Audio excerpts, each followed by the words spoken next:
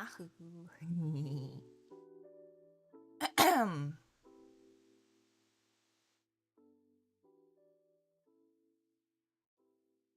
Hello? I'm stuck in purgatory. I mean work. Is work purgatory? It's a little bit like purgatory. Good morning. Good morning. How late is late? How early is early? Well, something Gandalf. I arrive exactly when I mean to. Something.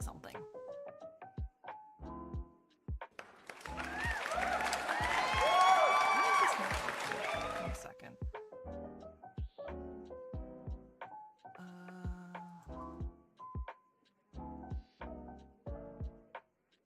Let me remove this and try again.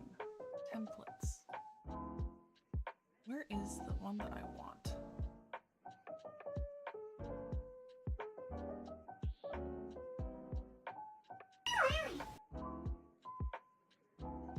There we go.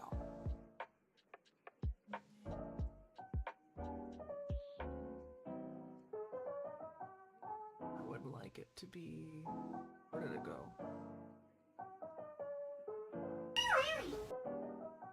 To be behind me. There we go.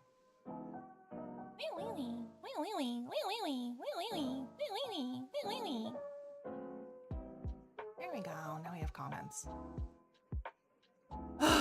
And no one decided to show up to to work? Well, that's annoying.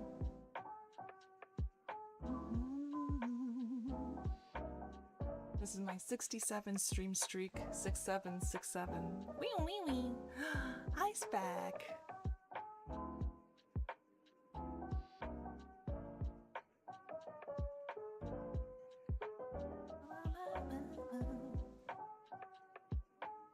Work? To work? To work. No one showed up to work. No one showed up to work.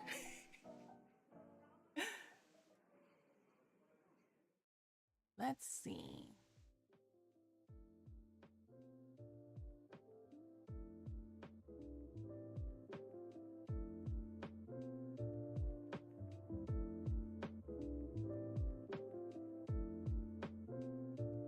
Wee. Like 2 out of 3, it's because of traffic and weather. Ooh. Let's see. I need to make this smaller.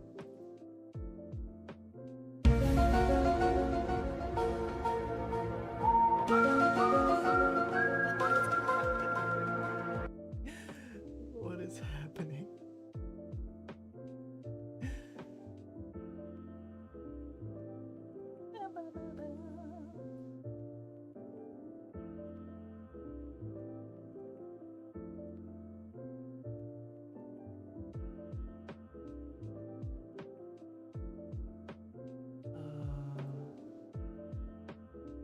Outline color. There we go.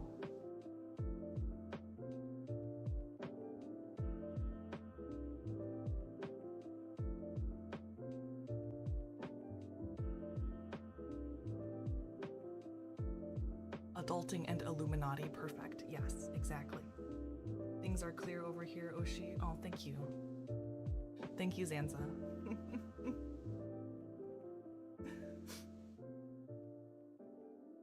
Speaking of adulting, I'm gonna finish some paperwork. Oh!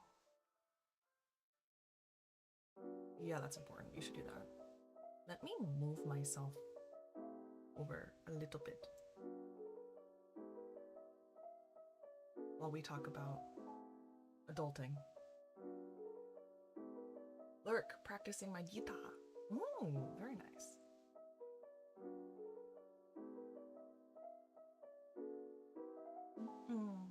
Okay, I just need to make sure that this works still. Yes. Okay.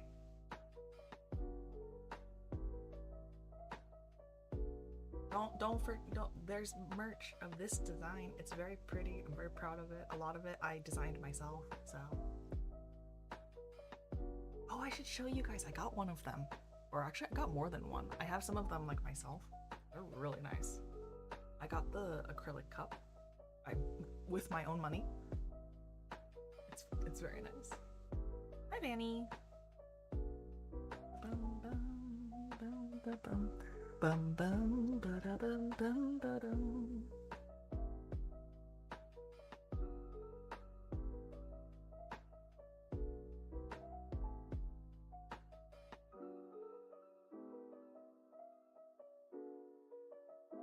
Okay, I'm not sure how I should do this. Maybe I'll put it over here. Oops. No. Why did it suddenly try to end stream?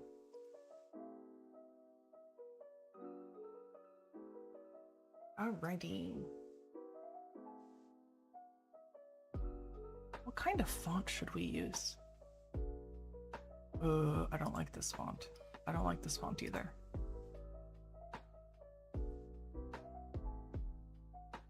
Just got a notification that you were live. Hello. Oh, there's a font called Eras.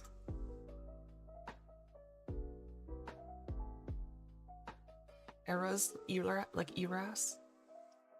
Okay. So. Oh. Why are we world's tiniest violining me? God, why are we world's tiniest violining me? What did I do? If RDJKR, thank you for your first time chat, but also, what is this chat? If vegetables don't have phones, then why does onion ring? Is an onion a vegetable?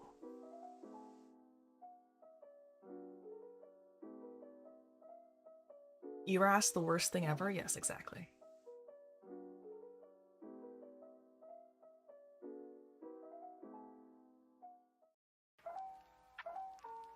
Okay. So topic, oh my god. Even more world's tiniest violin.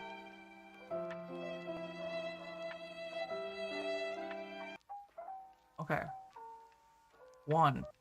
What do you guys want to talk about first? Because I have a couple options. Adulting. Adulting is very important. I mean, the reason that I wanted to start talking about this is because I was thinking about like, oh, how do you come up with a wardrobe, right? I guess this is more of a thing.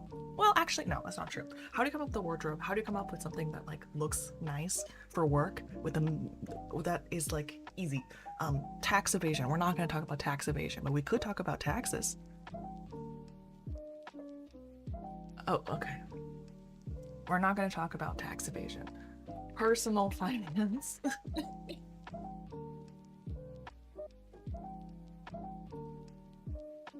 One, 401k and tax. And taxes.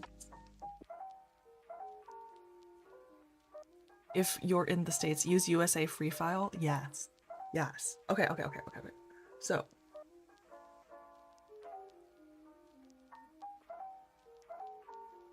What about lying on your taxes to get a better return? No, that's not a thing. Don't do that. Arson, we're not talking about arson. Tax fraud, we're not talking about tax fraud either.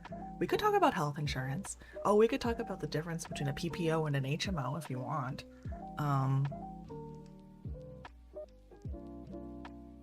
Not that we can, not that health insurance is something that you can totally cover.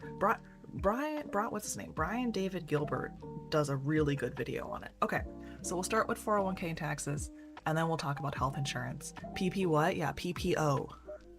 HMO versus PPO are two of the more common kind of health insurance plans. Okay. What is a 401k?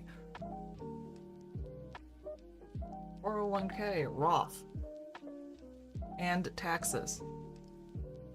Okay, these are all like kind of related. So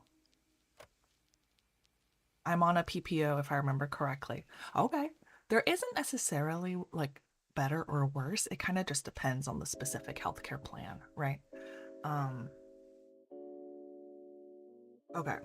So let's start talking about your retirement account. So one of the benefits that you can get as part of your job is a retirement account. Not all jobs will have this.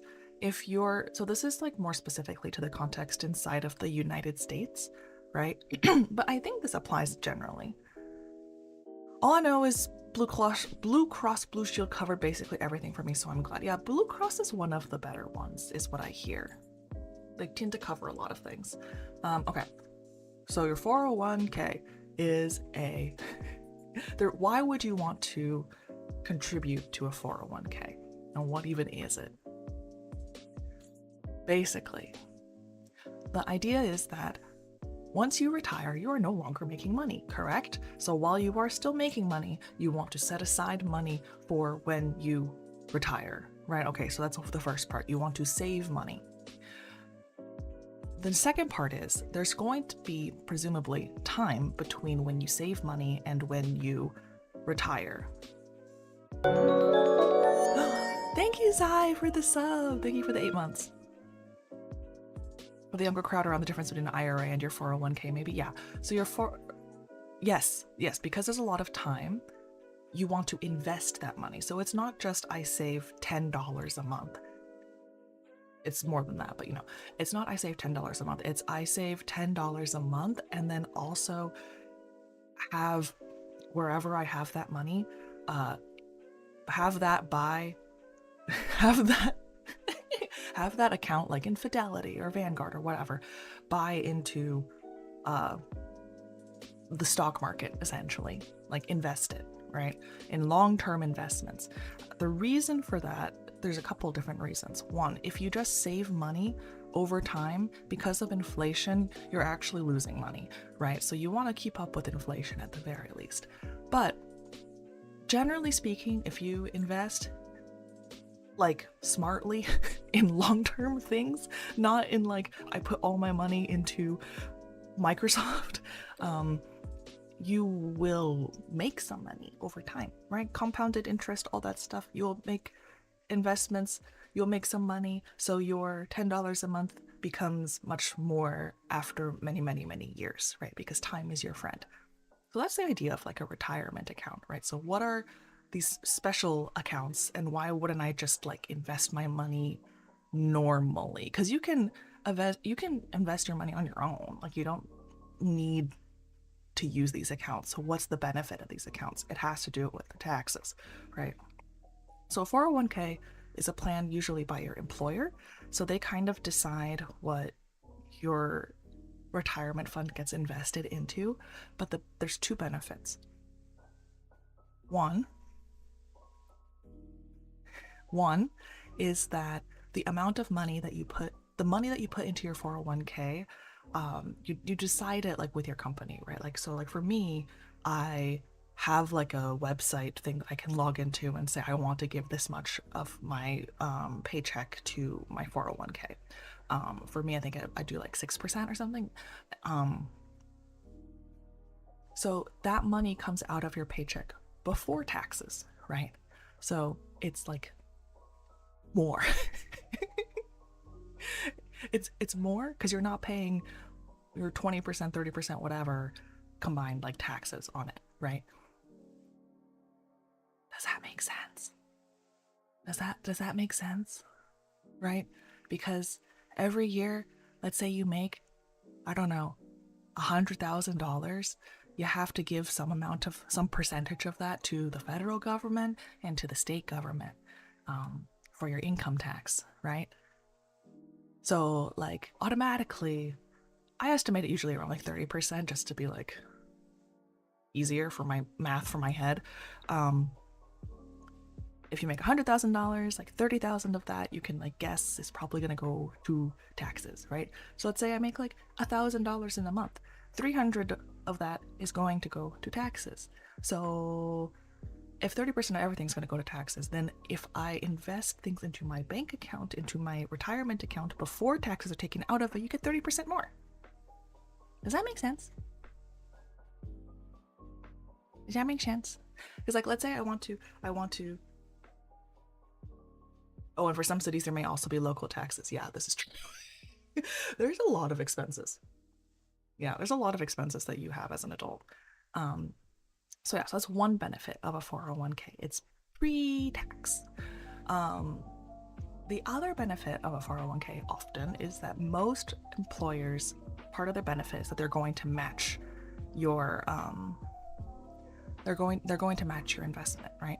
So it's up to a certain amount usually. Sometimes I think it's a percentage amount. So for where I work, it's like 6% is the percentage amount. So if I set aside 6% of my pre-tax income to go to my 401k, my employer will also give 6%, like that same amount of money into my 401k. So it like doubles your retirement investments. So that's the benefit, right? Is that you get to put in more money into your retirement account than you would otherwise, because it's pre-tax money, and you get more money into your account than you would otherwise because your employer is also paying into it. And the idea is that it's almost like a more official version of those apps that are like, oh, we're gonna take like not a noticeable amount of money, but then over time it'll be a lot of money, right? It's basically that. Like, it just takes it out of your paycheck. It's automatic, so you don't have to think about it. And yeah, I think there's definitely benefit to doing it. If you have a job where you have a 401k, you should do it. The only thing to be aware of is that because it's tied to your employer, when you change jobs, it's something you have to like take with you to a degree. Like, it's always going to be tied to you as a person, like identity wise, because they like, that's what they take your social security number and your tax identity number, whatever for. But like, you should like keep track of it. Don't like lose it.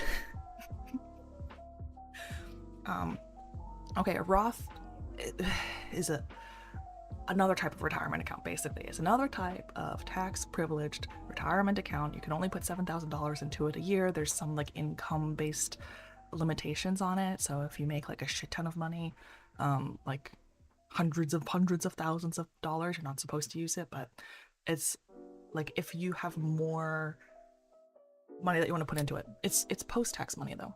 So this incentivizes working for an employer as opposed to being self-employed or a gig worker. Yes, exactly, right? Because a 401k, usually those are going to be jobs that are called like W-2 jobs, so they're not like contractor jobs. Yeah, like they're jobs where your employer is like legally obligated to also like provide health insurance, and they have different legal duties to protect you, and you're an employee, not a contractor. So it's more stability, I guess. If you work as a contractor though, so like as like in the gig way, like for like one of the apps like DoorDash or Uber or something like that, you're not gonna have this. That's one of the reasons why there's a lot of like controversy, I guess, right? Because changing a lot of employment into being more contract-based and gig-based means that you lose a lot of these employees are going to lose a lot of these benefits because they don't have to have them. There are services that will help you find your 401k if you lost it though. Yeah, no, there are. Like, it's possible to find it again. Because it is tied to you as a person, like as long as you have all of your personal information and identification and stuff like that, you should be able to find it again. It's not necessarily that hard. Especially because, for better or for worse, a lot of these things are like managed by like the same 2, 3, 4 companies, you know? It's all like Fidelity, Vanguard, like it's all same sort of thing. There are the trade-off is that you can't be your own boss and you have to meet someone else's standards in order to be hired. Yes, exactly. I have to ask Maddie about finding my 401k because I kind of lost it. Spectral. Don't lose your 401k. It's important. Okay, last thing. Taxes. The thing I want to talk about with taxes is the marginal tax rate. Okay. stay with me. We're talking about the marginal tax rate in America, okay? So, when people talk about tax rates in America, we talk a lot about how once you make above a certain amount of money, the amount that you get taxed is more, right?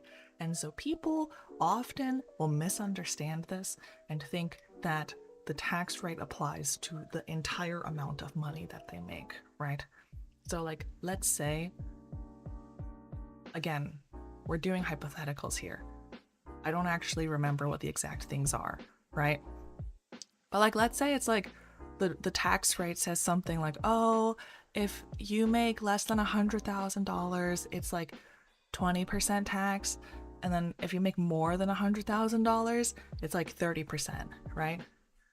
Some people will say this thing of like, oh, I don't want to get a raise because then my tax rate will go up and then my actual income will go down. That's not a thing that happens. The reason for it is that it's not, when you go above $100,000 in this hypothetical, it's not 30% of everything. It's 30% of whatever is above $100,000. Does that make sense? So you're always going, like, a raise is always going to be a raise. You're never going to get a raise into making less money, okay?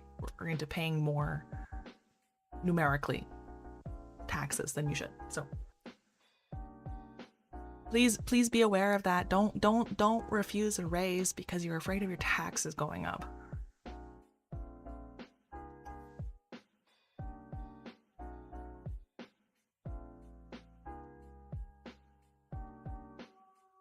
It's explained and taught rather poorly to people. Yes, I know. Well, in this example, right? Like, some people will think that, like, oh, if I make, in this example, if it's 20%. Oh wait, sorry. Let me just answer this question because this is correct. Is it 30% of the, say, extra 10K someone makes after the 100K? Yes. Okay. So this is an example where your tax rate is 20% until $100,000, and then after $100,000 it's 30%, right? So let's say you make basically $100,000. You make like $99,999, right? That's 20% of that is like $20,000, right? Let's say you make $1 more than $100,000 or $10,000 more than $100,000. It's still $20,000. It's still 20% up to the $100,000, and then it's the money that you make more than that that's taxed at 30%.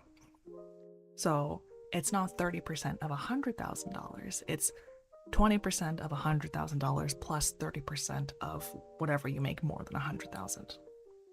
So if you make $110,000, it's $23,000. Okay, that's not that bad. Yeah, exactly. That's the marginal tax rate. So it's like when we talk about, for example, taxing millionaires at like 70% or whatever, you're not taking 70% of all of their money. It's like 70% of what they make beyond $4 million or something. I don't know. So I think this is what people like misunderstand.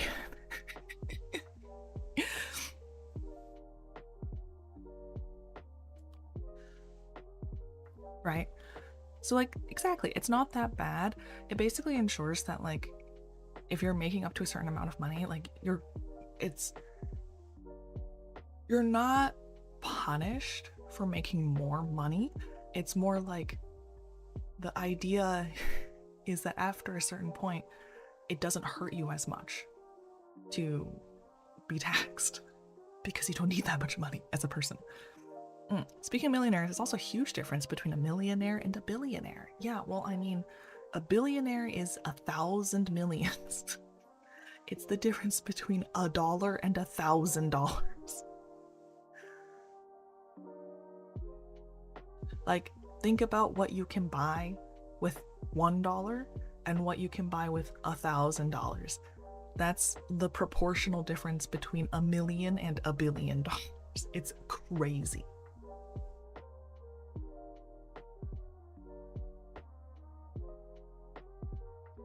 It's a lot. It's a big difference. And I hate to say it, but like, being a millionaire means less and less these days because things just cost more, you know? It's like I feel like the house you could get for $1 million 50 years ago and today is a very different house. People can become millionaires. Hardly anyone can become a billionaire. Everyone should support a billionaire tax. Yep, I kind of agree, honestly. Because it's like, how much money do you need, bro? Lev and Spectral support a billionaire tax. 2027. Yes. We support a billionaire tax, exactly. Okay, 2. Health insurance. Okay, briefly, let's talk about health insurance.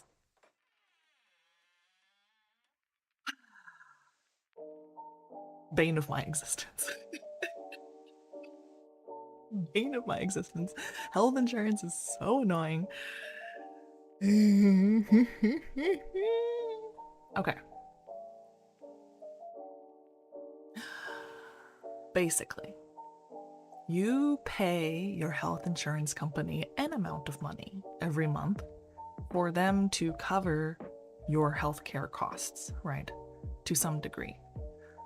The idea is it's probably better to be able to budget for, like, I need to pay my healthcare insurance $200 per paycheck, as opposed to like once a year I need to pay a couple $1,000s to go to the doctor, you know?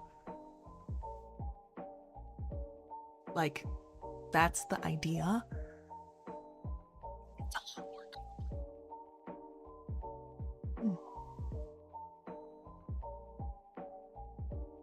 Okay, it gets a lot more complicated than that. Why? Why does it get more complicated than that? Well, because health insurance companies have to make deals with doctors, but more often they have to make deals with healthcare companies, like the hospital system generally. This is why a lot of medical practice these days is in the context of like hospital systems, right? Because it's much easier for an entire hospital system to negotiate with a health insurance company than it is for like a single doctor to negotiate with a health insurance company, right? Okay, so the things you need to know, and this is what I think is helpful. HMO versus PPO. HMO versus PPO, what is a deductible and what is a copay? Okay?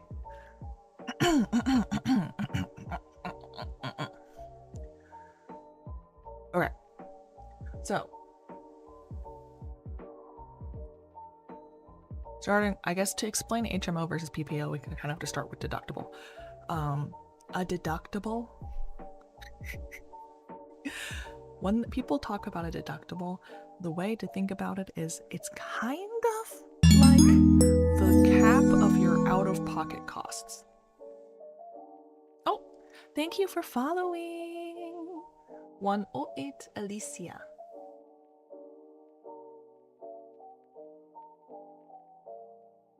Thank you for the follow.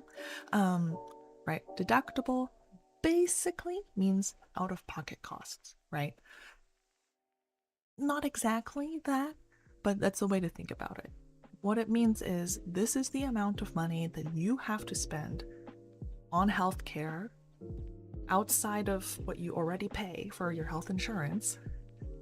That after this point, if you spend this much money in a year, your health insurance will basically cover everything, right? The idea is that, like, let's say your health insurance covers like 90% of the cost of a lot of things and you have to pay 10% of the cost of a lot of things. The idea is that there's a limit to like how much you would have to pay in a year out of pocket. You know, do people ever really meet their deductibles? It depends. Usually if you've met your deductible, it's been a shitty year for you. I'm just gonna say that. Copay a copay is like the amount of money that you have to pay each time that you receive a service, right? So like, let's say you have like people will say like, oh, I have a $10 copay for my, I don't know, therapy visits or something. It means that every time you go see your therapist, you yourself have to pay $10 to the therapist, right? And then your health insurance will pay the therapist the rest of whatever they've negotiated for that appointment.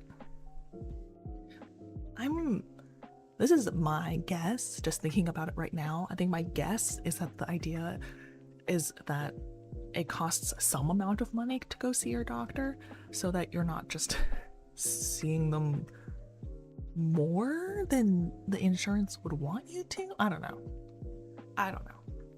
Most copays aren't that high. I've seen like $10 to $15, but I've also seen copays of like $50, which is, I think, a lot. So, dash copays and deductibles. HMOs and PPOs. The way to think about HMOs and PPOs is it's a trade-off between cost and flexibility / freedom / range of care that is covered, right? So HMOs usually have they usually cost less in terms of the amount of money that you spend per month, and also they usually have, I believe, a lower deductible, right? Which means your out-of-pocket cost, the amount of money that you have to pay beyond what you pay the insurance every month, is going to be less. However, the trade-off is that the list of places that you can go that healthcare insurance will cover is going to be less, it's going to be more restrictive, and then also often HMOs have more requirements in terms of like if you want to go see a specialist like a psychiatrist, for example, you have to go see your primary care provider who is like selected for you, or that you select, and you have to like it's part of your insurance that you have to say who your primary care provider is, and they have to agree that you need to see the specialist and then refer you to that specialist who's also within the healthcare plan, right? So it's a lot more restrictive, but it costs a lot less. On the other hand, a PPO often costs more, however, they tend to cover more doctors and more healthcare systems, right? So you can go to more places, you can go to see more doctors. Often they're also more flexible in terms of specialists. More PPOs I see will be like, oh, you can directly schedule with a specialist without seeing your primary care provider, and we might still cover that, you know. Whereas an HMO will say, like, if you don't have a referral from your primary care doctor, if you go to see a specialist, we're not going to cover it, right? So those are like the biggest difference, like cost versus flexibility. Oh, and the other part too is out of network stuff. So basically, when you go see someone that the insurance plan has not already negotiated some kind of reimbursement situation with, how much of that are you responsible for? For an HMO, it's going to be more, and for a PPO, it's going to be less, right? Like, I had an emergency and I saw a doctor that's not covered by my insurance. If you are with an HMO insurance plan, often you will have to cover more of that out-of-network visit, whereas with PPOs, often it's less. I think with mine, it's like 20% for most out-of-network things. Yeah. I've seen copays of over 100 depending on the service, and some plans have tiers now. Tiers for both copay and tiers for location. Tier 1 being more preferred and cheaper, Tier 3 not preferred and more expensive. Yeah, like the health insurance loves to tier things, you know? It's like, oh, we'll cover this, but in this situation, and we prefer it if you go here, but then you have to try this and blah, blah, blah, blah, blah, blah. Yeah. That's what I did for my IUD. I could go straight to the preferred OB-GYN without any referrals. Yeah, exactly. Yeah, so that's classic of like a PPO, right? Is that you're like, I would like this thing. I would like to see this kind of specialist doctor, not a primary care doctor. And you are allowed to schedule directly with that person to have that appointment, and your insurance will cover it. Yeah. Whereas if you're on an HMO, it would be like you have to go to your PCP, explain that you want an IUD, or explain that you want a whatever, and then they have to refer you to an OB-GYN. They usually have to put in an order, and sometimes they have to refer you directly to a specific OB-GYN. It's not just like go see an OB-GYN, and then you have to go make an appointment with that person, and then go see them, and then get your IUD. It's a lot more laborious, right? Which they would argue ensures that you get care that you actually need, but I do think it also inherently puts a lot of barriers between people and getting the care that they need, right? Because sure, not every lay person is going to be able to like decide which specialist they need, right? Sometimes you need a PCP to be able to say like, I have the context of your whole health and your whole health history, and based on that I can kind of guide you towards which specialist you need, right? Like there are situations like that, like, oh, I'm very, very fatigued and I sometimes ache in my limbs. Okay, like, do you go to, is that like a joint issue? Is this a hormone issue? Is this a nutritional issue? Is this a bone issue? You know, when it's like a little bit more messy like that, then I think it makes sense to want people to talk to a doctor that knows them well and can kind of triage what specialist they need. But if it's someone who's like, I need to see a therapist for my anxiety, like, okay, yeah. From the clerical med end, we try our best to get things approved, but sometimes insurance is stubborn. Yeah, basically. Like, insurance will review, like, as a doctor, insurance will review, like, what I write in terms of notes, and what I order in terms of, like, meds and studies and stuff like that, and we'll say, like, based on our understanding of medical practice, we agree or disagree in terms of if this was necessary care, which is very frustrating, right?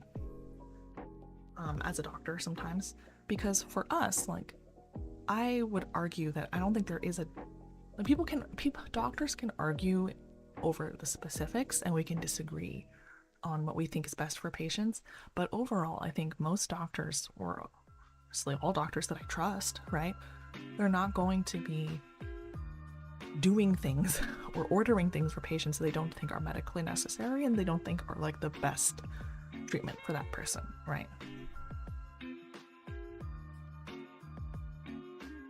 Like, it's usually for a reason. I'm not ordering meds willy-nilly.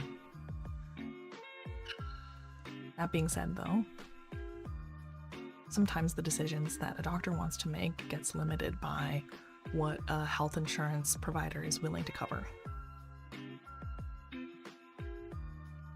We tried to order this med that would aid this cancer patient in getting back his appetite, but the order got rejected even after appeals. Yeah. No, this sort of thing happens. I'll use this as an example. I have not been in this situation because I am not prescribing appetite stimulants for cancer patients, but from my experiences, if I had to guess, like, I think the typical course is often like, okay, but you need to document that you've tried non-medication ways of trying to stimulate this person's appetite, and then you also need to try all these other generic, like, older medications that are cheaper usually, and then once you've tried those and those also haven't worked, then you can try this other medication.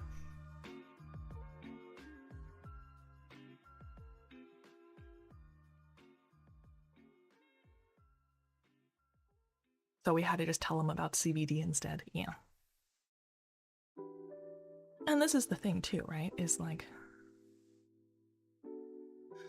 health insurance can't tell your doctor what they can or can't prescribe, but they can tell you and your doctor what they can or can't pay for, right?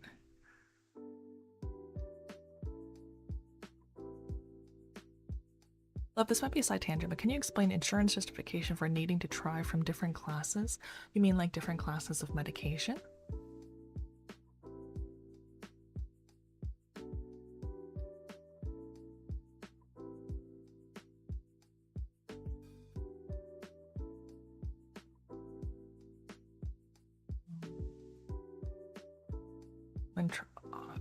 I'm not sure what you mean by this. 3 from a class with 3, 2 from a class with 2, 1 from a class with 1 when trying to get a stimulant approved?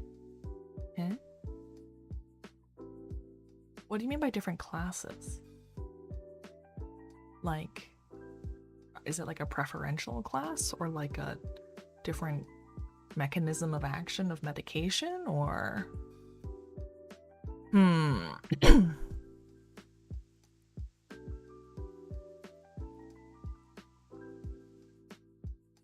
I'm not sure, but schedules? Oh, like schedule 1, 2, and 3. That's also different. That's like determined by, like, I'm pretty sure FedGov.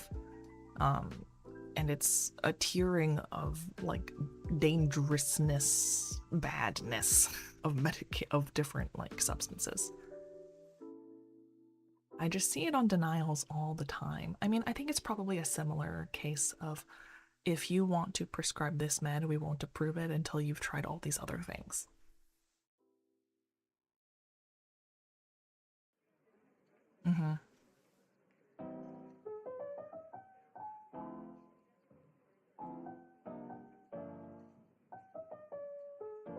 Is usually what it is. Okay, I'll lurk. By Lev. By Spectral. Is now lurking. Okay. Okay, bye. Wait, how did you make it? How did you make it italicized?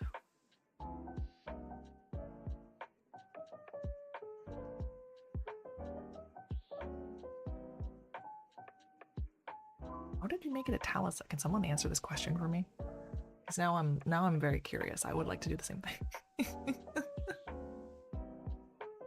I did lurk. Oh.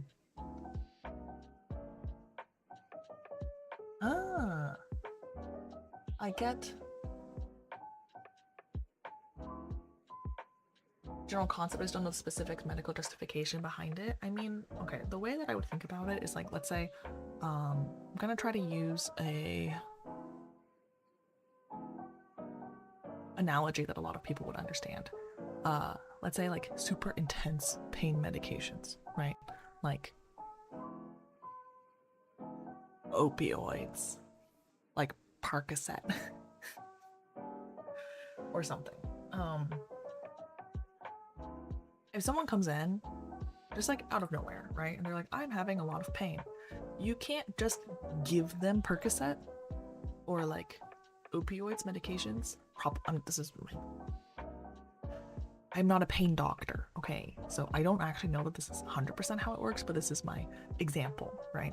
Is that the thought process is, before you give someone with pain of unclear origin opioid medications, you should probably try Advil and Tylenol first, and then try a heat pack and stretching and and physical therapy and all these other things. And then if those things all don't work, then you can give them opioid medications. Is kind of how I would think about it, you know? That's like their justification. Often. Slash. Okay, I see. Well, I'm very curious. Like this?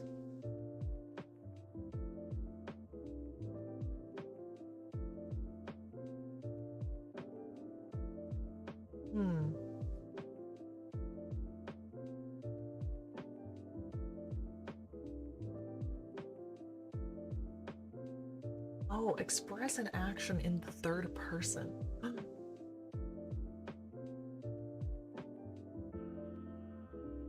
Ooh. Okay, I didn't. That's fun. I didn't know that. That's cool. Yeah, but as applied in the world of psych, I guess, so within psychiatry, okay, usually if you're able to diagnose someone with ADHD, then you can start them on stimulants, because stimulants are the first line medication. It could be like something that's a newer developed medication that's still under patent that you have to buy as a brand name from the pharmaceutical company, so it costs a lot of money. So before you try that, you have to justify that you've tried other generic, cheaper medications first. Yeah.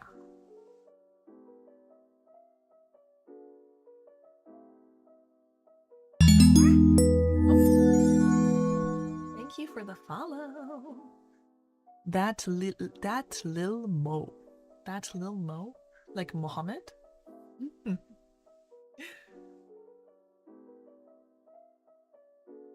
Yeah, so like within psychiatry, let's say, there's medications that have been around for like a really long time, right? So they exist as generics, like anyone can produce that medication, basically, is how I would think about it, right? So of course they're cheaper to make, right? And so as you can imagine, they're easier to get, they're easier to produce, they're cheaper to get, so then they're preferenced. Followed for the title alone. Nice. You can call me Mo. Okay, hi Mo. Difference between generic and brand, I mean, that's often one of the biggest differences. Yeah.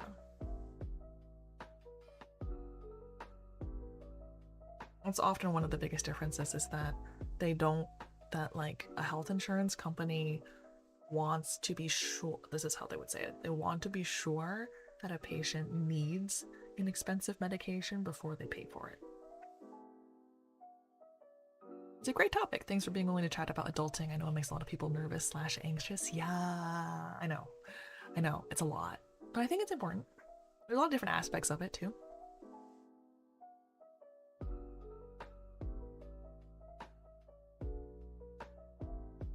I'm assuming this is from an American perspective. Yeah, unfortunately. Unfortunately, I do live in the United States. Okay.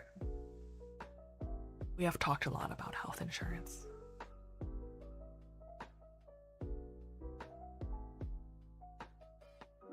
I guess my issue is that you're just using some stimulants to justify other stimulants, but they're all stimulants. Well, yes, but I think you have the right idea, right? Like, I'm trying to explain this like as simply as I can, because the specifics don't really matter. It's like, yes, they are all stimulants, but then one costs $500 and another costs $10. So if you're going to prescribe the $500 one, they want to be sure that you've tried all the $10 ones. Is kind of what they're saying, I think. It doesn't necessarily mean that the expensive ones are the ones that they don't want to cover immediately are like better, necessarily. I've seen like really old meds, really cheap meds, whatever, work really well for some people. But the thing with psychiatry often is that like what makes one medication in a certain class of medications work better for someone is not always super obvious, and we don't always know, right? Like within stimulants, for example, like does someone respond better to methylphenidates versus amphetamines? You know, who knows? Is confused by American health and tax system. I mean, yeah. It is confusing. It's all confusing. Wait, yearly things. Okay, yearly things.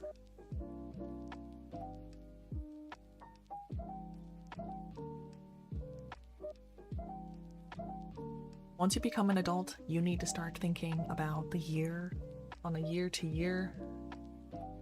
You need to think about things on a year-to-year basis, okay?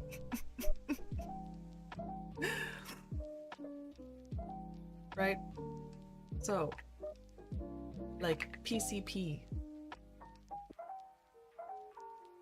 Spring cleaning as a yearly thing? Yes, also. So there's health things, right? Like, you need to see your primary care doctor once a year. If you are someone who has a uterus and a vagine, you should probably see your gynecologist once a year also. If you have eye issues and you need glasses, you should see your optometrist once a year. And then you should see your dentist every 6 months. Okay? So ideally, I understand this is not always going to work in practice, but like, it's important to think about it that way. Find the easiest way to do this. The easiest way to do this is just pick one. If you have none of them, pick one that matters the most to you. Find that person, and then every time before you leave the office of every visit, schedule your next appointment.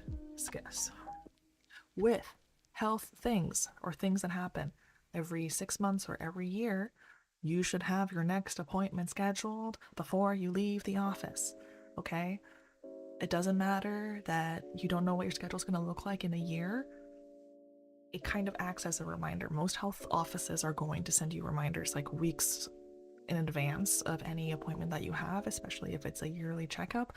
So if it doesn't work with your schedule 100%, you can always move it around. But like, otherwise you're going to forget, you know? The other way to do this is to just like designate a month of the year as your like, every March I go to see the eye doctor. For me, I see the eye doctor in November, and I see my dentist in June and December. I've just like decided that, right? You need to give yourself a reminder, or else it's going to be 5 years since you've seen your dentist, and then you're not going to want to see your dentist because now you're embarrassed that it's been 5 years since you've seen your dentist. Okay? So it's like health things, appointment things, and then also your health insurance options renew once a year. You can only change your health insurance plan once a year. It's very weird. Just be aware of that. Okay? Finances, taxes. You got to do your taxes. You have to do your taxes early in the year. Okay? Honestly, just do it after New Year's. Because that to me makes the most sense, right? Like, you're doing your taxes for the year of 2025 at the beginning of 2026. If you wait until like March or April, it like slips your mind as like a thing to do. So like taxes as a beginning of the year thing. Just make sure you do your taxes. Do your taxes. Do your taxes. Do your taxes. And then also like make sure that you know what all your accounts are. Just like keep a list, you know? Keep a list of your accounts, of your checking accounts, your saving accounts, your 401k, your Roth IRA, all the credit cards that you have. It's just, you don't want to not know, you know?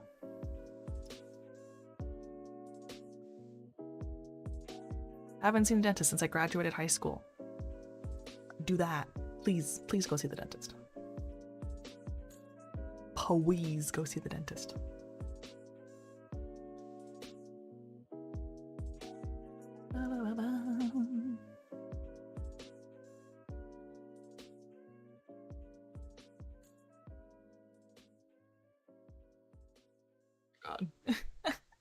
Nope.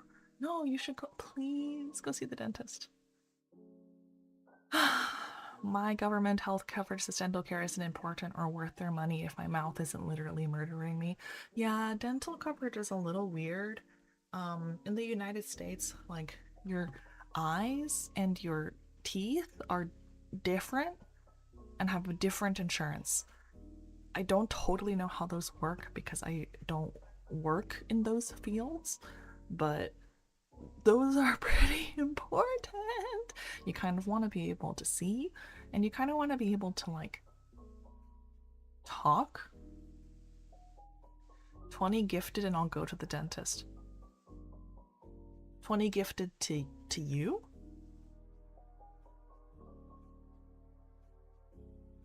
if someone else in chat wants you to go to the dentist and gives 20 gifted to me, because I don't think that makes sense.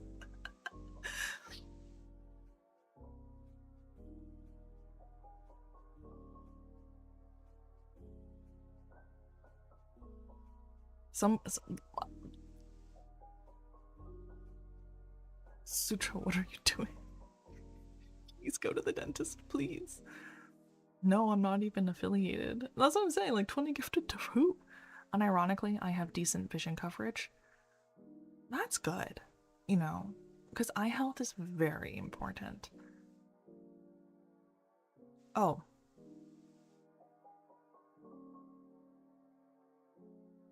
There are some insurance companies that offer dental and vision insurance too. Yeah. So like my insurance plan also has dental and vision coverage. But like, okay. So speaking of dental and vision, why it matters, okay? Okay, here's the thing.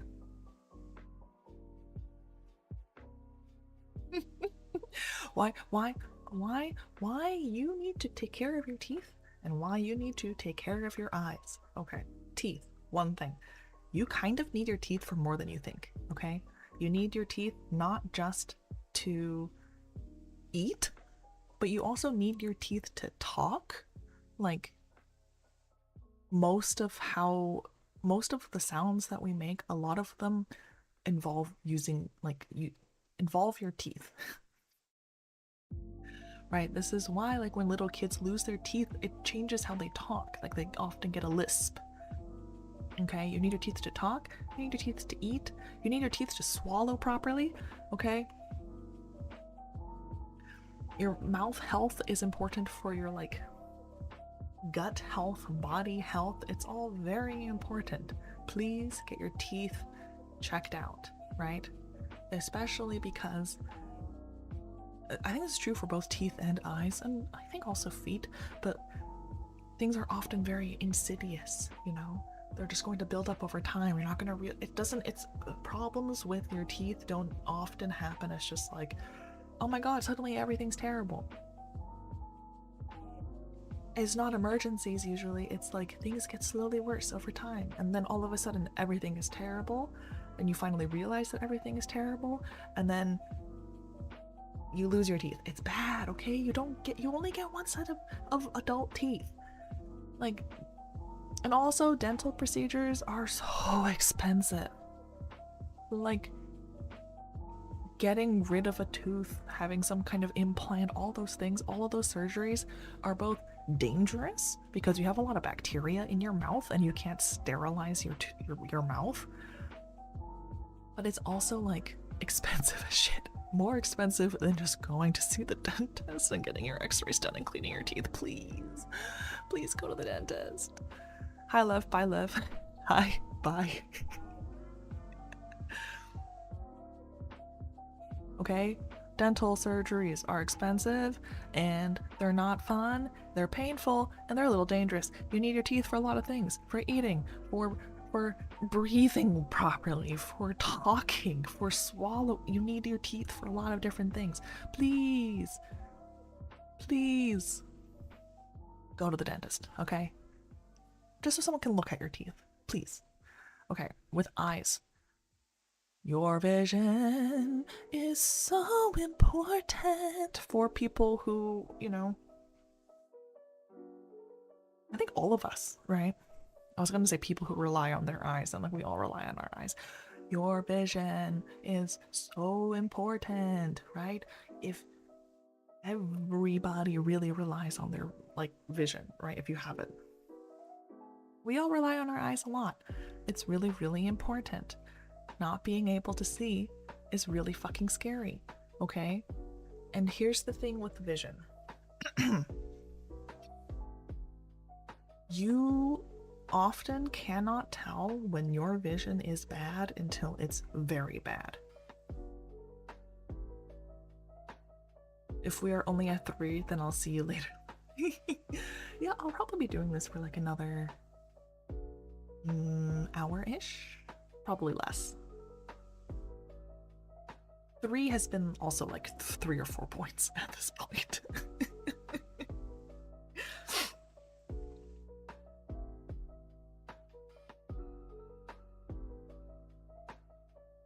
When we say expensive, root canals can cost over $1,000. Most dental plans don't cover implants, and the total cost for just one implant can cost $5,000 to $7,000. Yeah, like thousands of dollars, okay? Comparatively paying like, even if I know it can be a lot, but comparatively, seeing the dentist is not that expensive. Please go see the dentist. Thank you for following Couch Potato 140. You're welcome. Thank you for following. Thank you for following. Thank you for following. I've had 20/20 vision all my life. I think I'll be fine. Just have someone look at your eyes. Just have someone to. I'm not saying that like everyone needs to go see the optometrist every year, because like unless you actually have like need glasses, there's no need to go see the optometrist every year. But it's just something to keep in mind, and why you should go see your PCP and have them look at your eyes, right? Because so your eyeballs are actually part of your nervous system. Your eyeballs are like the only part of your like brain that is like external. Right, like because your eyes feed directly into your optic nerves, which go directly into your brain, right? So eye into brain. This is why like lobotomies go through the eye socket, because it connects to your actual brain. All this is to say is that what we experience as vision is very much mediated by our brain processing a lot of the information, right? Like the information that our eyes get and what we perceive as vision is very, very, very, very different. Our brain does a lot of processing, right? Like we perceive the whole world as being in color, but our eyes actually only see like a tiny dot as being in full color at any moment, right? So your brain's doing a lot of work to like fill in the gaps. There are a lot of gaps inherently in the moment-to-moment information that your eyes are able to get, right? What this means though is that when people start to have issues with their eyeballs and start losing vision, your brain can compensate for a lot of it. So people will start, if you're like losing like peripheral vision, or you're having difficulty with like seeing at night or things like that, our brains are really, really smart and are able to unconsciously like make up for a lot of those deficits, right? So it might not be obvious until things are really bad that there's some issue with your vision. So that's like the similarity between teeth and eyes in my mind, right? Is that the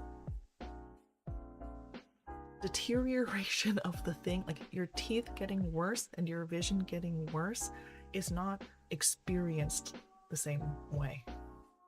Does that make sense?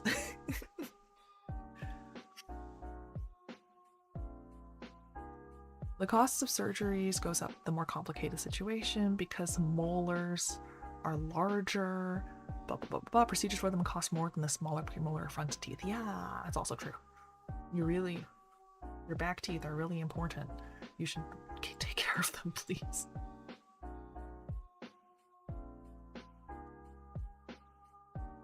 Please take care of them.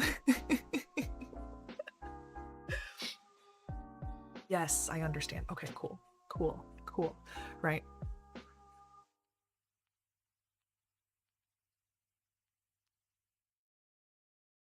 Yeah, because your experience of it is very different. Like you have 10 out of 10. When you have 10 out of 10 vision, you feel like you have 10 out of 10 vision. When you have 9 out of 10 vision, you probably still feel like you have 10 out of 10 vision. When you have 8 out of 10 vision, you probably still feel like you have 10 out of 10 vision. And it's only when it gets to like 6 out of 10 vision that you're like, holy shit, I can't see anything. Okay, it doesn't line up. What your experience is and what is actually going on with your eyes and your teeth is not super lined up, which is why it's so important to go see the dentist and have a doctor look at your eyes. And if you already have eye issues, go to the eye doctor. Please. Prevention. an ounce of prevention is worth a pound of cure, or whatever it is they say. Soup sandwich. You know, I love a good soup sandwich. Or, sorry, soup and sandwich. Grilled cheese and tomato is, oh, so good. So good. Your model is so pretty, it makes me wish I could have a tattoo of it on the inside of my eyelids, so every time I blink I could see it. One, very flattering. Thank you. It's very flattering. I think she's beautiful too. I'm going to plug really quick. My original design is from Heem's Moon. The current full design of this with the green hair and the glasses and the huadian is from Clef, and then the model itself is drawn by Shibuya, also known as Ranfa_01. They're all in my credits, but they did such a good job. They did such a good job. I'm going to be so annoying right now and say, even if someone could tattoo something to the inside of your eyelids, when you close your eyes, you actually wouldn't see it because your eyes actually kind of roll up in your head when you close your eyes. Yeah. Like naturally, kind of against your own will, whenever you blink or you close your eyeballs, whenever you blink or close your eyes, your eyeballs go up. Yeah. It's part of how they like clean themselves or something. I don't know. So you're not actually looking at just the back of your eyelids when you close your eyes. My body actively destroys my teeth. Listen to the lady. If you have the ability to keep your teeth in good shape, it's important. Let me worry about the technicality. You know, actually, I bet someone has tattooed something to the inside of their eyelids. It's definitely happened, right? I'm actually very curious, like, functionally speaking, do mucous membranes, like your, because I know people will tattoo, like, the inside of their mouth. Does a mucous membrane hold on to tattoo ink really well or not? I actually don't know. I've accepted my dental is screwed. My ortho refused to allow braces and I can't get into a reputable dentist because insurance. Oh, that sucks. I'm sorry. That's awful. Okay. We need to keep getting through these. We need to keep getting through these. Let's do some of the less serious adulting things, okay? Let's do some of the less serious adulting things. What is it? How do? Why? Okay? Okay. I mean, you can see what's under your eyelids if you look directly at bright light with your eyelids closed. You could see it. It would be orange, but it would work. This is true. Yeah. Like, your eyes aren't rolling all the way into the back of your head. What is it called? That color of when you close your eyes? Eigengrau? Is that what that is? Eigengrau? Ha. I did remember it. It is fucking Eigengrau. I am so proud of myself. Eigengrau. I remembered. It's a German word, apparently. It's kind of axiomatic. Hi, Miss Lev. How are you? Hi, Mr. Shine. I'm good. Thank you. Okay.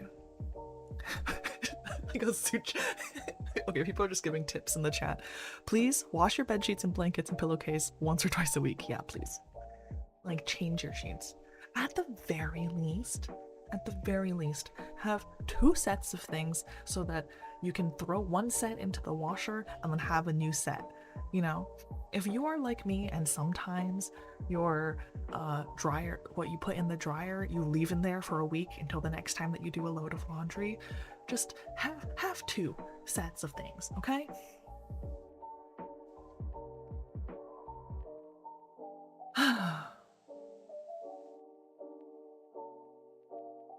Natural teeth are always better than any form of replacements. Yes, exactly. There's a lot of magic that dentists can do. They can't make things better than your original teeth. Please keep your original teeth. I is watching you on my TV today. Holy crap. I'm on the TV. I'm on the TV. Oh my god, that's so funny. Because I don't have my phone on me today. Lev, that's crazy. Get your laundry out of the air. Look, I'm not saying I do it all the time. I'm just saying sometimes it happens, okay? And part of adulting is not that you have all your shit together, it's that you know what shit you can keep together inherently. Like, you know what you're... It's not raising the ceiling, it's raising the floor, right? Because I have a system such that even when I'm like not doing great and I leave my shit in the dryer for a week, the system means that I'm still changing my sheets every week. Yeah. No one actually has their shit together. This is true. Yeah. But yeah, like no one, like you can't willpower your way to a perfect life, right? The idea of adulting in my mind is to put systems in place such that even when you have no willpower, things still kind of work, you know? I need that on an inspirational quote post. Wait, which part? Also, Zimbuba, or bigger than last stream Booba. Was it the last stream the same model? Because this model hasn't changed. But if it was a different model, then yes.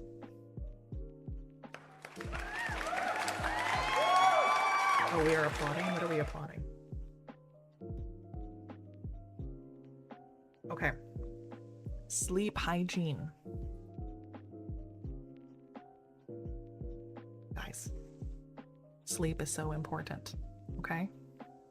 Sleep is so important, sleep is so important, sleep is so important. And I say this because I'm terrible at improving my sleep.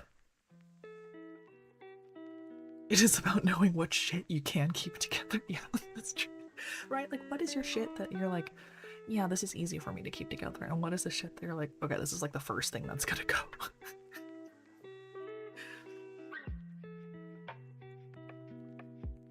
Yeah, like I know what it is for myself. Oh. What just happened?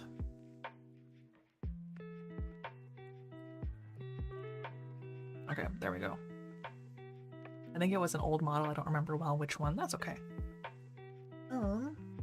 Okay, sleep hygiene. So why does it matter? One, because it's very important to sleep.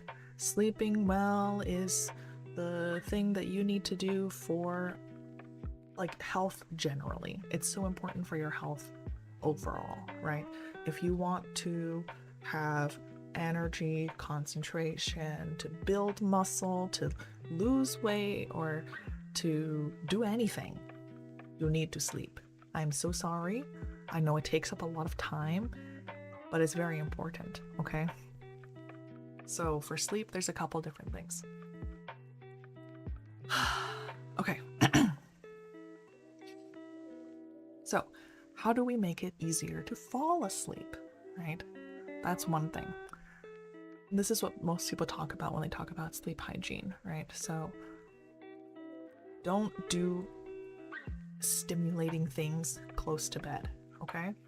And this includes the obvious things, like don't play Call of Duty 5 minutes before bed, right? Don't like look at your phone and scroll 5 minutes before bed. Those things are going to keep your mind awake, right?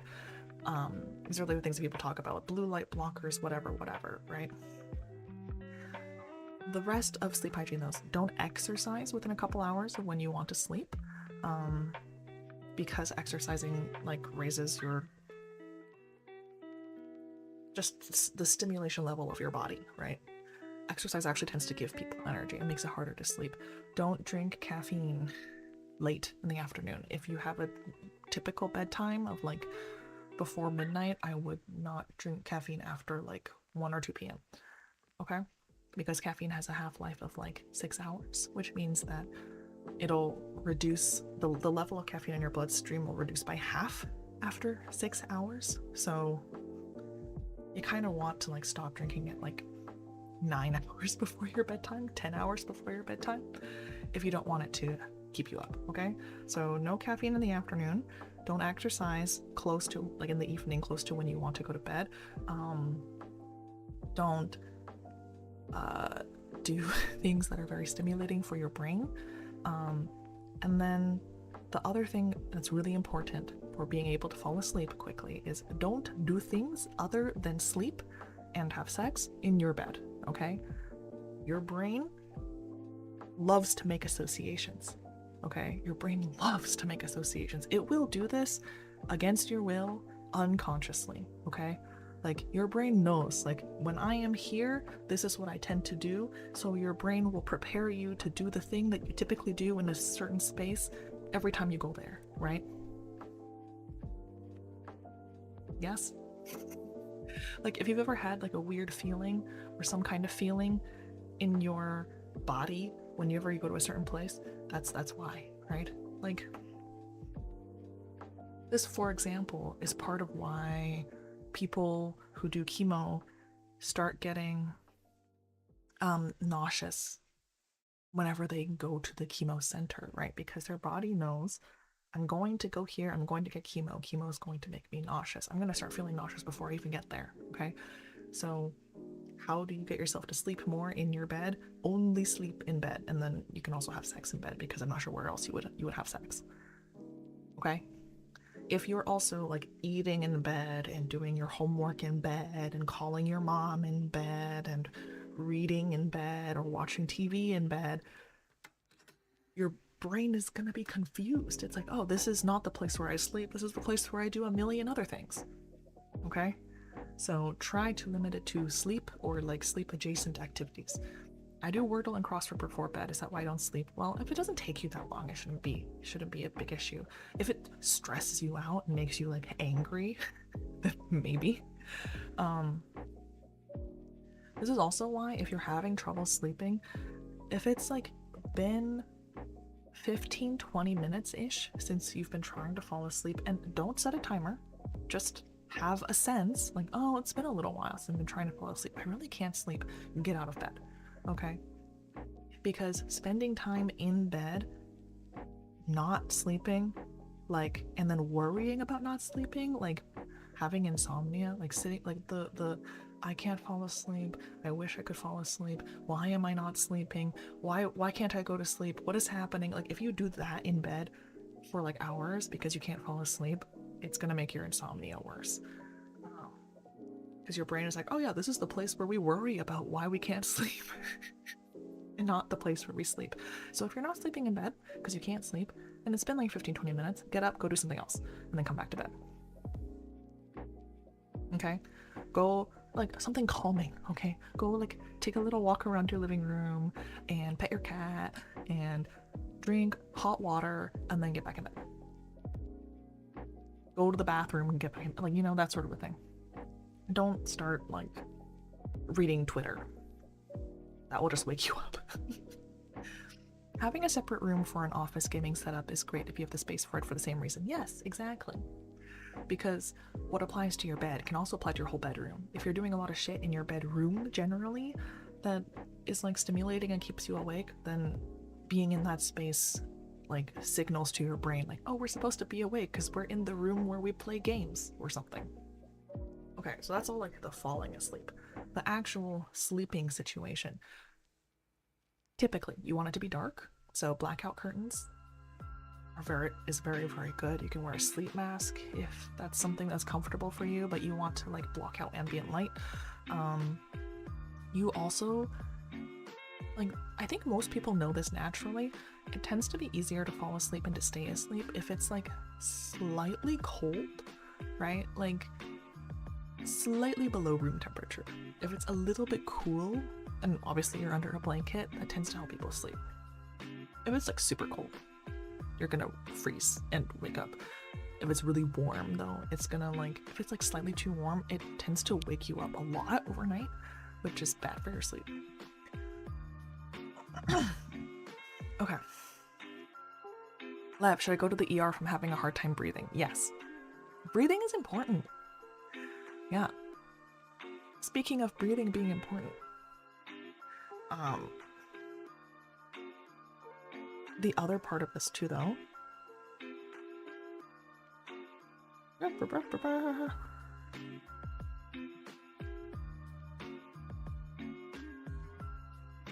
sorry, okay, speaking of breathing, one of the most common things that makes people's sleep quality worse is sleep apnea. Okay, what is sleep apnea? A lot of people have obstructive sleep apnea. What it is basically like because of the anatomy of your throat and tongue and face generally, when you sleep, the muscles in your body tend to relax, right? And if you're laying backwards, depending on the anatomy of your body, there are a lot of people who, when they sleep and they're lying very flat and the muscles in their body relax, then the tissues in their throat tend to collapse backwards and make it harder for them to breathe, right? Often that results in snoring. So snoring is often a sign that someone might have sleep apnea. Not everyone who snores has sleep apnea. Not everyone who has sleep apnea snores, but it's like somewhat associated, right? Okay, and so if you kind of can't breathe normally when you're asleep, it will wake you up every so often, right? Because your body will be like, fuck, I'm not getting enough air. Wake the fuck up so that you can move your tongue out of the way so that I can breathe. And that's like good that your body does that so you don't suffocate. But waking up every 5-10 minutes, even if it's something, even if it's so little you can't remember, because oftentimes it's like so subconscious that people don't realize they're waking up that many times a night. It like fucks with your sleep, you know? So there's a screener called a stop bang, which stands for something, which you can use to screen the risk that you might have sleep apnea, right? The higher the score, the more likely it is. It's not a diagnosis, but it can help you get a sense of if it's something you should talk to your doctor about. Okay. Okay, and then the last thing is called sleep restriction. Basically,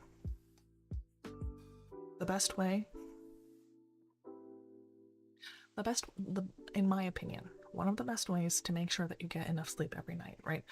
Because like everyone needs a different amount of sleep, right?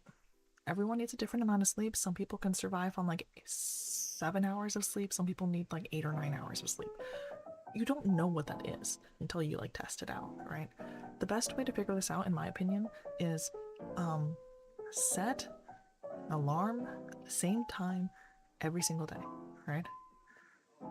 As in, I have to wake up at 8 a.m. every single day. This includes weekends, because your brain doesn't fucking know what a weekend is, right? Your like circadian rhythm doesn't know what a weekend is. It doesn't. Our circadian rhythm doesn't operate on a 7-day cycle, right? Every day is every day. So set the time that you want to wake up every single day at, including on the weekends. When your alarm goes off, get out of bed, wake up, right? For this period of time, don't nap. If you're tired, try not to nap. If you must nap, do it for 20 minutes, okay? And then go to sleep at night when you feel tired. After a certain amount of time, your body will get used to the fact that you're always waking up at the same time, and it will start to make you feel tired when you need to go to bed. And then that's how you kind of figure out how much sleep you need. This is what works for me. So I need like 7-ish hours of sleep, usually. More like 8. 8 is ideal. I can survive on 6 or 7 for like 1 or 2 days, but if it's more than that, then I start like crashing. Okay?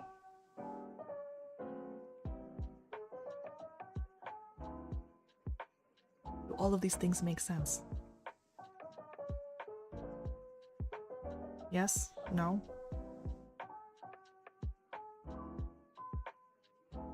Six, 7. I hate you. I hate this. I hate this. That's terrible.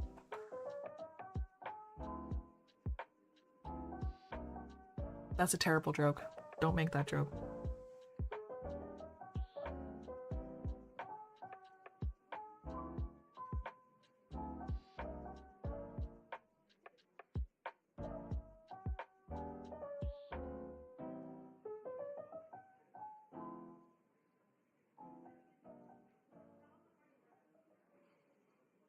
Transgender Jesus Christ. What a username. I love that. Straight to Ultra Kill Layer 9 treachery. It's early though.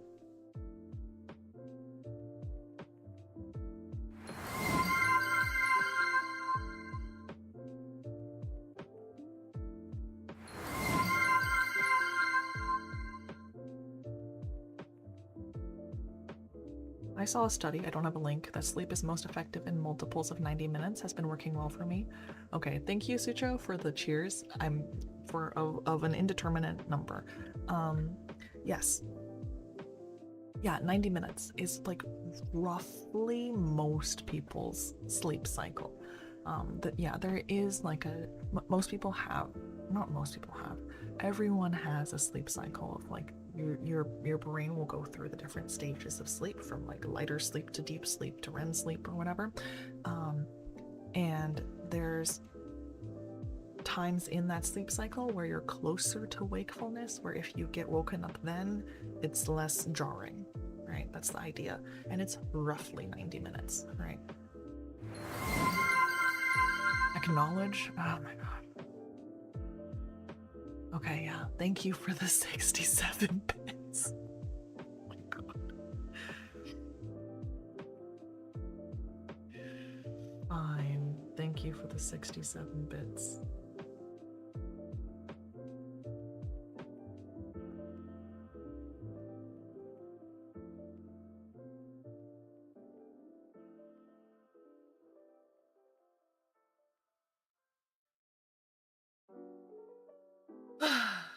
Technically, we should be sleeping twice a day for about half the time we usually require, but we've conditioned ourselves to sleep all at once. I have seen this theory. I actually don't know. I do know that, like, historically, there probably were times when we would, like, wake up in the middle of the night and then sort of do some stuff and then go back to sleep.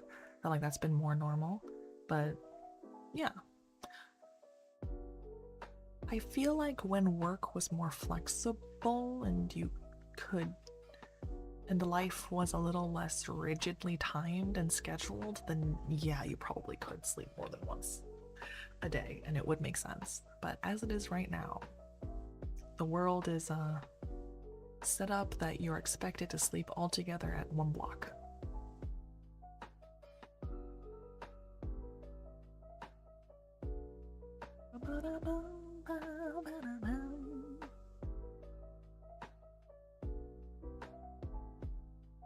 Okay. 5. Productivity principles. Okay. I lack a sleep schedule. So the way to find a good sleep schedule is decide when you want to wake up every day. Set an alarm for that time every single day. Wake up at that time, actually follow that alarm, get up at that time and try not to nap. And then over time, your body will tell you when you need to sleep and what your sleep schedule should be. And like, if you need to move your sleep schedule around a little bit, you can, because this will tell you roughly how many hours of sleep you need a night.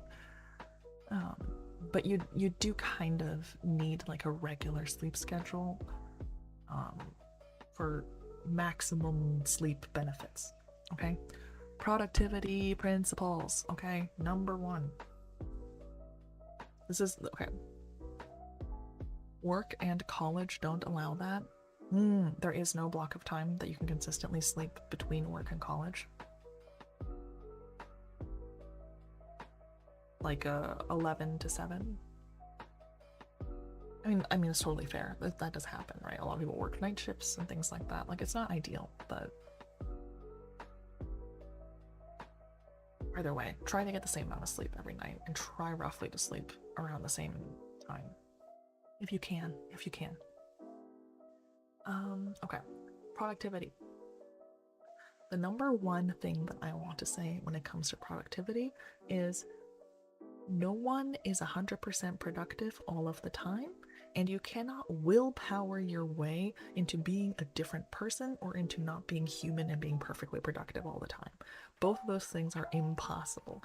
If it were possible to be 100% productive 100% of the time, the self-help and productivity like book industry would not be so big. right? It's just not possible. You can't expect that of yourself. And if you do, then you're setting yourself up for like failure in your own mind, right? For feeling like a failure. Okay? So this is not a question of I just need to be more disciplined or I just need to have more willpower. If that is ever your answer to a problem, it's never going to work. Okay? When you have problems structurally, I will just be better is never a solution. I will just have more willpower, discipline is never a solution. That's not how that works. Okay? Don't do that to yourself. Being human means being imperfect, and that is okay. Exactly. Also, it's more interesting, I think. So the answer is often more systems, okay? To put it very, very, very, very, very, very simply, you can like,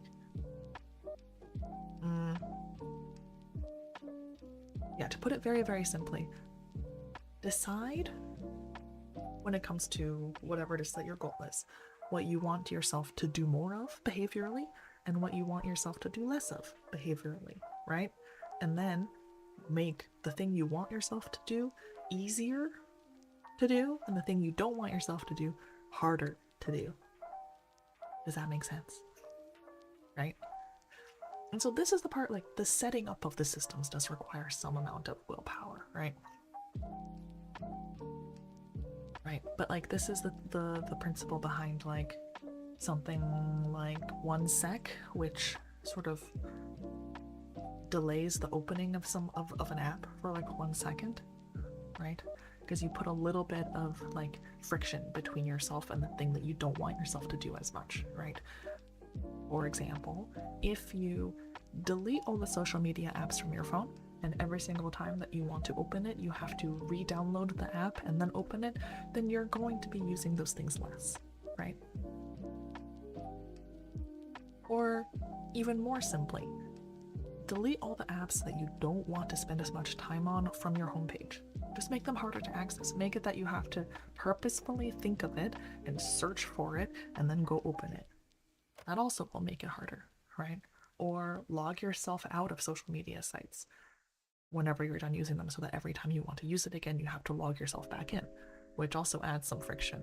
Like if you make the thing you don't want yourself to do harder, you're going to do it less. And that it's not even going to require willpower, right? And then the same thing the other way. Make the things that you want yourself to do more of easier to do. And these things don't have to be like the case all the time. I don't think you necessarily want to be in a world where your setting is always making you be more productive, because I think that's kind of boring. I think it's fair to be like, sometimes I want to be in a setting where it is fine and easy for me to use social media because I want to do that, right? But yeah, okay, so that's the one thing. Systems. Make the thing you want to do easier, make the thing you don't want to do harder. That will help, so you don't have to use willpower. Okay, my other thing is you need one source of truth, okay? By that I mean your to-do list should not be on 5 different sticky notes and also the Notes app and also on your fridge and also in your brain and then randomly one event in your calendar also. Like you can have multiple systems, right? You can have your to-do list in multiple places, but there needs to be one place that has everything, okay? Decide what that is. Decide for your to-do list, your task list, and for your calendar, there needs to be one source of truth, right? You can go from there into making like offshoots of that. Like I have my calendar in multiple places, but there is one place that has all of the information, right? And that's the place that is always, that I know is always accurate, that always has everything, that is where I reference if I actually need to figure out where I need to be for any given amount of time. And the same thing for my to-do list, right? Like I have a paper planner, but I have like a one source of truth, like to-do list online in an app. And that has everything that I need to do. And then I'll write things down that I want to remind myself for like day to day what I need to do, but like, you know, you need one source of truth, okay? It's very important. Does that make sense? Does that make sense? I think that's important.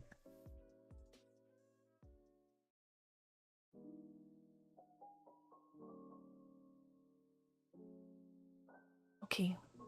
Bye, guys. Bye, Sucho. Yes, it does. Okay, good. Lev, is it bad to have coffee if I'm sick? Not inherently, I don't think. It depends on the kind of sick. There probably are kinds of sick where you shouldn't have coffee, but I've had coffee when I'm sick. It's probably fine.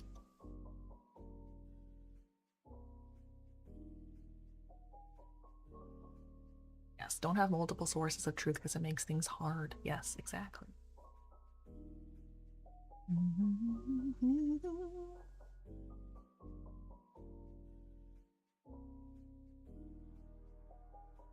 Okay.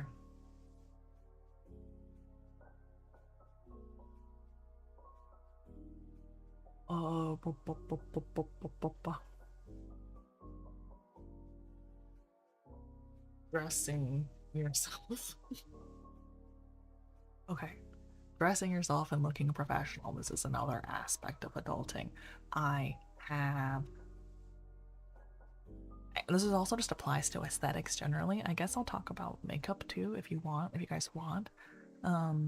There's a couple different principles here. Okay, when it comes to buying outfits and to putting together outfits,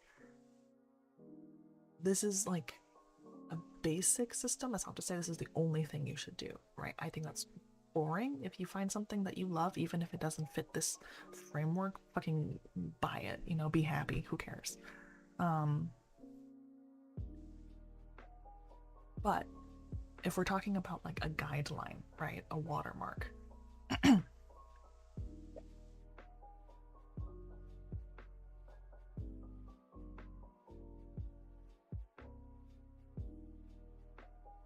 there's a couple different things that I think, like, so for starting the very, very basic, you have to figure out what you like, okay?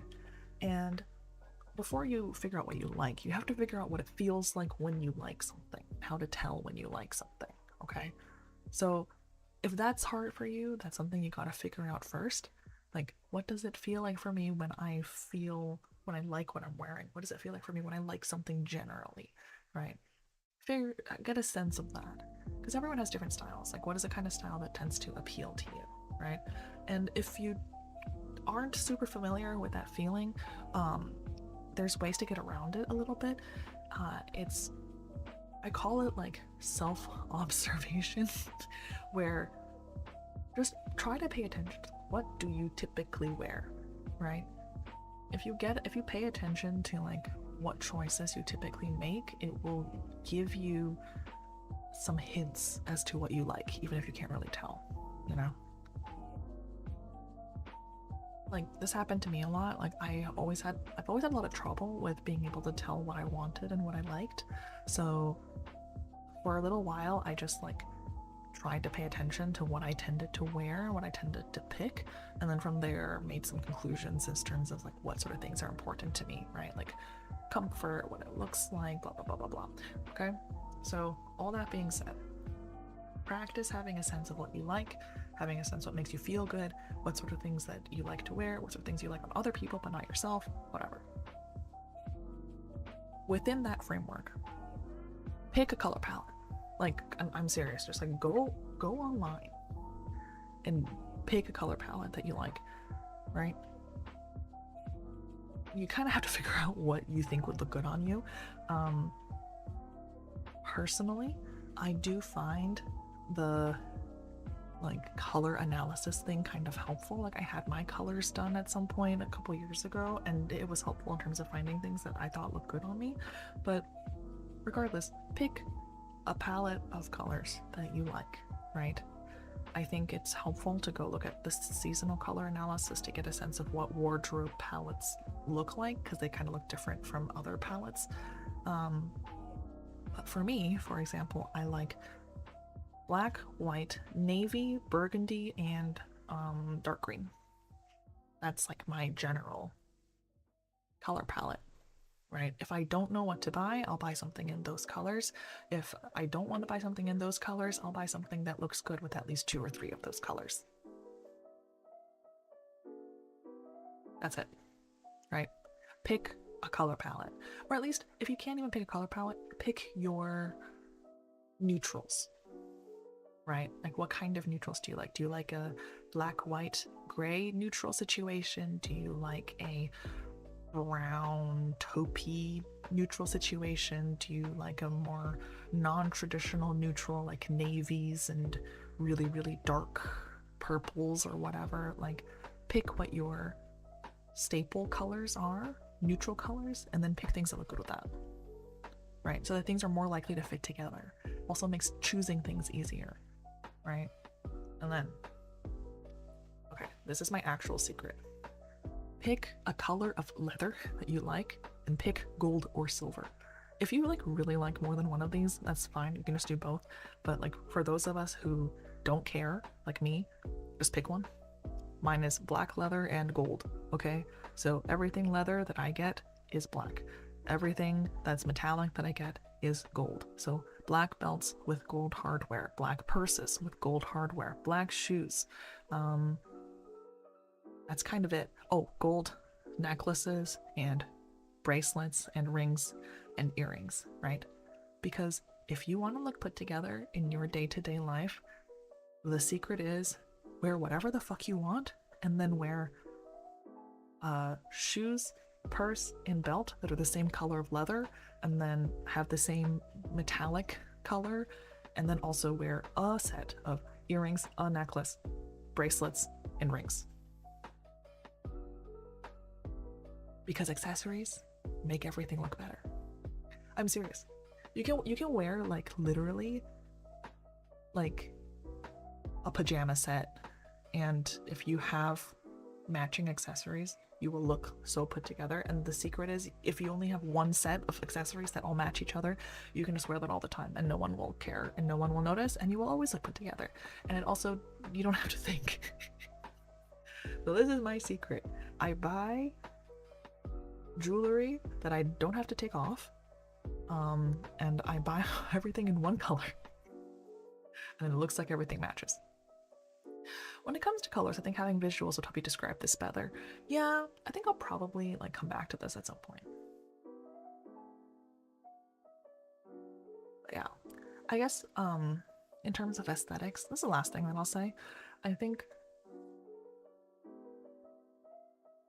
that ooh. When it comes to like accessories and aesthetics, I think that a general principle is something doesn't have to be noticeable for it to have an effect on the overall look, right? Does that make sense? Like when you look at what makes an outfit on a model or on a mannequin look better than on yourself, it's often stuff that you don't always like clock immediately, right? It's little things, but that still make an impact on the overall aesthetic. So things that I tend to notice is if things are wrinkled or not, if things are like fitted. So sometimes on mannequins they often will like scrunch it up in the back to make it look like it fits better than it does, which is usually a sign that it might not look good on an actual person, because you're not clipping your clothes in the back when you wear them like they do in fashion magazines. So yeah, or it's like a rolled cuff, or they have accessories or things like that, right? These are little things that like when you go look at someone on the street, you're not going to be like, oh, they steamed their shirt, but it does make an impact on the overall impression that you get. Stop giving away girls' secrets, bitch. No, it's important, right? It's the same thing with like makeup and hair, for example, right? This is why people care about flyaways with your hair. If you have flyaways with your hair, it makes you look a little bit more messy. Like literally everything can look the same, but then if you spray your hair down, you'll look more put together. I don't know, it's very weird, you know?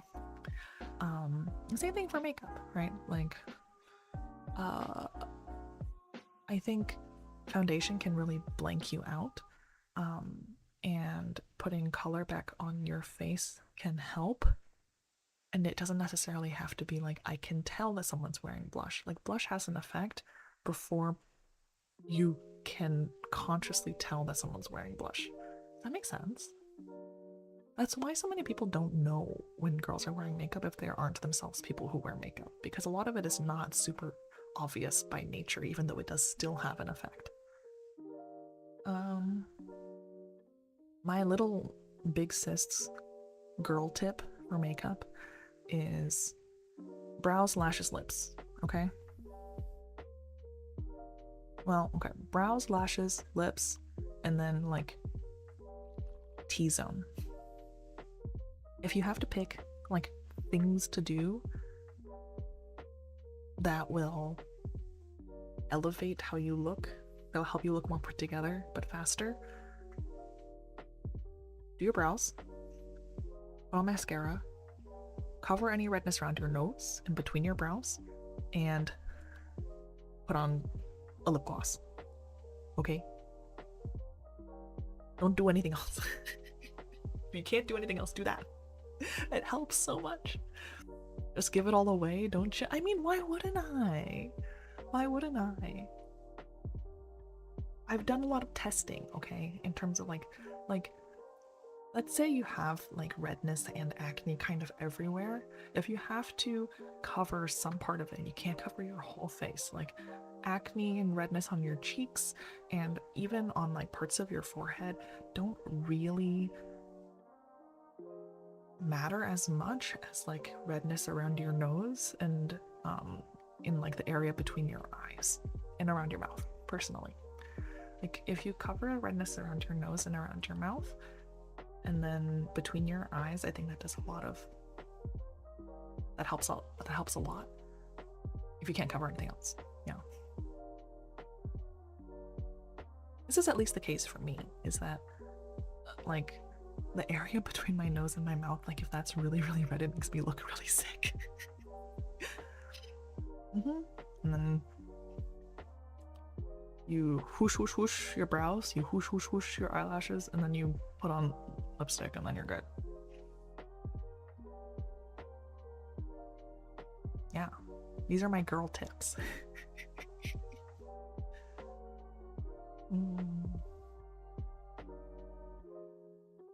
This is why Lev is the big sis / mom of the dreamers. I try, yeah.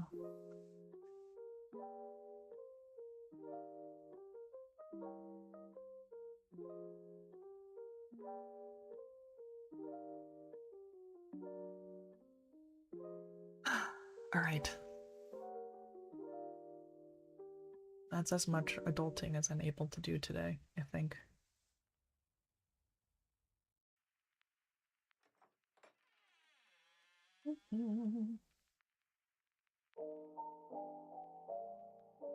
Let's see.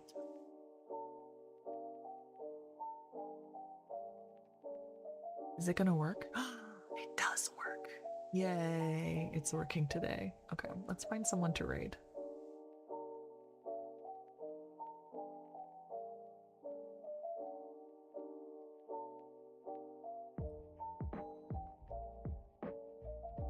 Okay, why don't we raid my son?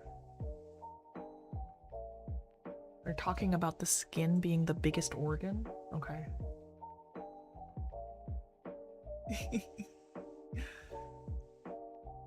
Okay, thank you guys for coming to my TED Talk.